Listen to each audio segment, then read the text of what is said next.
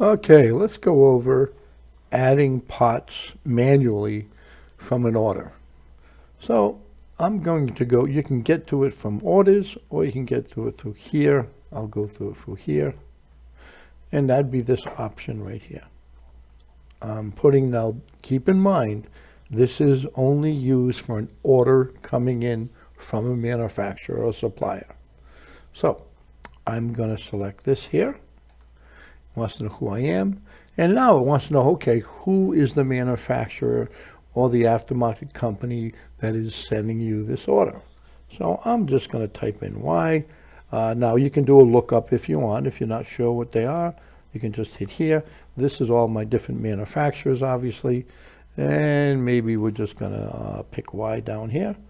If I can find it. Okay. This is the date of the order. Now, obviously, you can change that if you wish. I mean, all right, maybe it came in yesterday, the day before. It doesn't really matter. Now, it wants to know the order number because this is manual. It doesn't know that you ordered it. So you would type in whatever the order number is. Okay, supplier's invoice number. And there again, you don't need to put that in, but it's nice because now you can match that up to your payables with the different invoice number. Now, it's pretty simple. You would really just type in a pot number, and it's going to come up, and keep in mind what it says. It says in stock pot. That means this is a pot that I've stocked before. I can see that I have 79 in stock, and it's saying, okay, I'm just going to put in the quantity. I just received 10 of them. Now, the pricing should be correct if you have updated manufacturer files. If you don't have updated manufacturer files, obviously you've got to sit there and change the pricing for every single pot you're putting in. It's basically for your benefit to be up to date on the manufacturer file. It saves you thousands of hours. It saves you thousands of dollars. You'll always know you're selling things for the right price. So now I don't need to type in anything. If I want to keep everything the same, I am just going to hit the F12 key, and now that's in my inventory. My cost so far is $12. Now, you can type in all the different pots. I'll type in another pot here. Now, when I typed in this pot, notice what it says. It says, hey, I got that from the manufacturer file. This is something I've never, ever stocked before. So now it's saying, okay, there's the description because it knows the description. It knows the selling price. It knows what I should. And there again, if you don't have current manufacturer files, you may not get anything. You may just get, I didn't find that particular number. So in this case, because I do have a manufacturer number, all I really need to do is type in a quantity. And that's really it. Now, if I want to put a bin location on, obviously you could type in a bin location. These fields here, I mean, basically, the default is taxable. Also, I want to include this in a computer suggested order. You usually always want to keep that check marked. What that is that at some point in time, you're going to say, computer, look at what my sales are. Tell me what I should be stocking. Tell me what I shouldn't be stocking. And I want you to look at this pot. If you uncheck that, that means it will never look at it, and you're manually going to take care of ordering this. There again, product code is something that you can use. Manufacturers sometimes give you product codes where you can sort things from battery. Bill code, obviously, is mostly used for general ledger.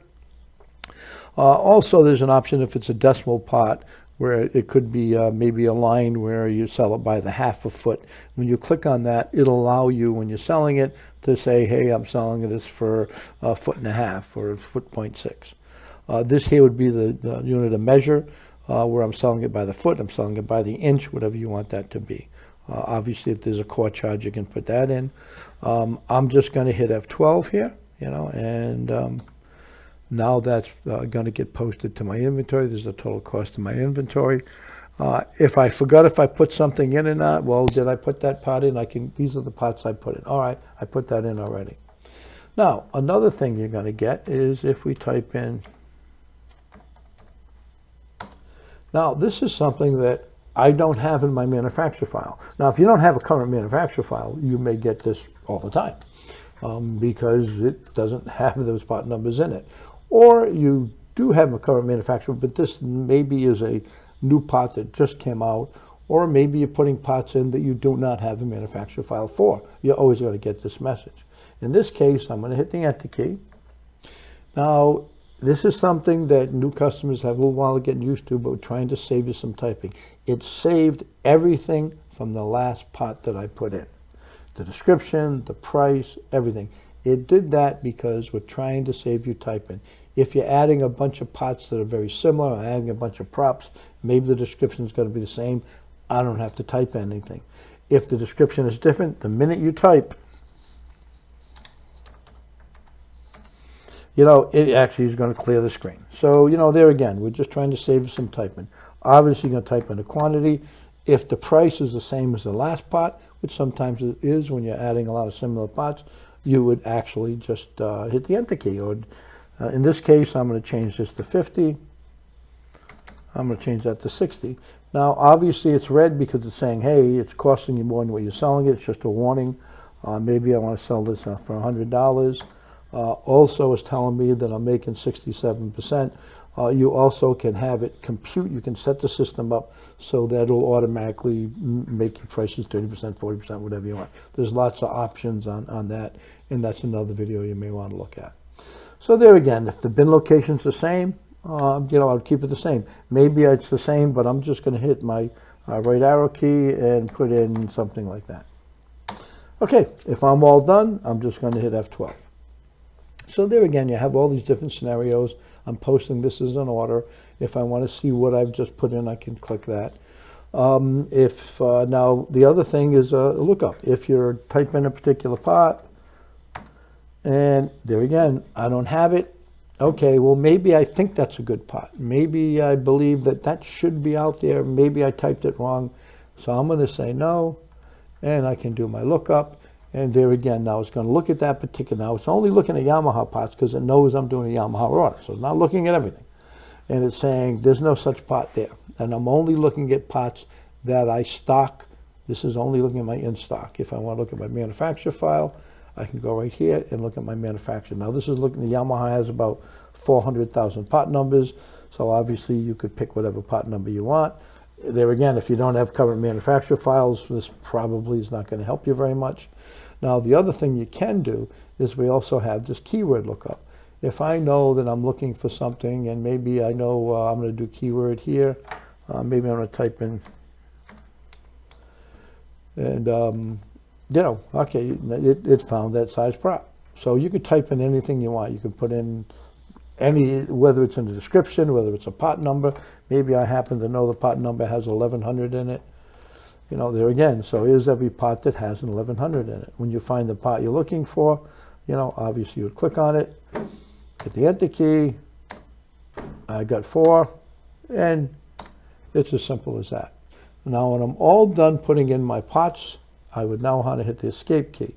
Now this is a little bit different. When I hit the Escape key, it's going to come up and say, okay, here's all the pots you put in. Now I have one last chance to change things.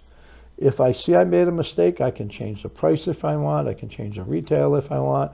I can change the quantity that I received if I want. So I can change anything I want to put in here. And I'm saying, nope, this is all good. I want to post this to my inventory. Now, whenever you're posting orders, it is going to automatically look to see, is service waiting for any of them or customers waiting for any of them. If that's the case, it'll automatically give you this. I'm going to hit the Escape key, and I want to post this to my inventory. And now it's telling me, okay, you just received some pots. This customer is waiting for them. Do you want to give them to the customer? And yes, I do. And now it's basically going to go in here and say, okay, this particular pot is going to this guy here. It automatically sent him an email, letting him know the pot came in, so he knows he can come and pick it up. So that's going to be automatic.